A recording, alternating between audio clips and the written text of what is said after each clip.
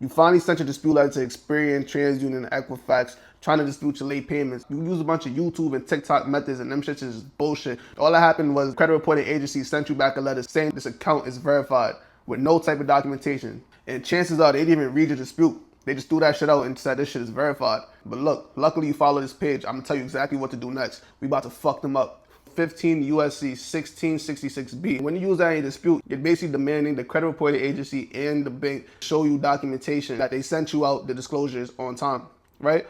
But here's where shit gets tricky. A lot of y'all coming back and saying that these accounts are getting verified without any type of documentation. So basically, you're doing all this research, you're finding the laws, you're putting a dispute template together, you're taking the time out to mail it out to the companies and shit, just for them to say that the account has been verified and they don't got no type of documentation proving they verified it. They just stamp verified on it, and that's that. They basically didn't even read your dispute. And I know how you feel. You probably feel like you just wasted mad time. But let me put you onto some source. So look, after you send out your first dispute saying, hey, 15 USC 1666B, time of payment, blah, blah, blah, disclosures, XYZ. You're going to want to, first of all, in your first template, you should be using 1666B mixed with 15 USC 1681I because it forces them to give you a description of investigation. So once you say 1681I, the banks and the credit unions, they got to give you the exact rundown on how they're going to investigate your dispute.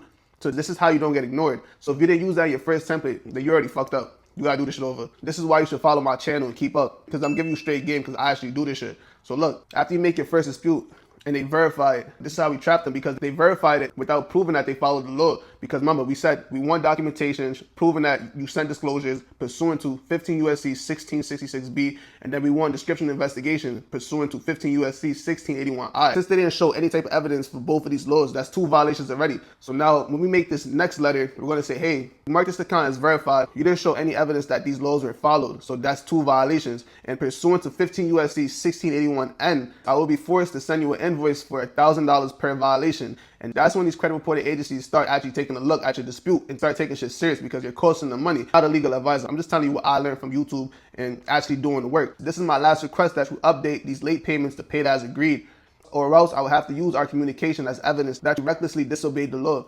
specifically the FCRA, and you caused harm to my reputation, leading to multiple credit application denials. If these lates aren't updated or the account removed, you will be held liable to it. And just because you stuck to the end of this video, let me put you onto some extra source. At the end of your dispute, you can add in 15 USC 1681S-2 and basically say, I'm holding all parties accountable for damages on my reputation in my credit report. What that law basically does is it makes everybody liable for a lawsuit, credit reporting agencies, and the bank or institution. Everybody can get it. So look, if you need template 1 or template 2, just comment the letters easy in the comments and I'm gonna send you my template for free. Don't even trip about it.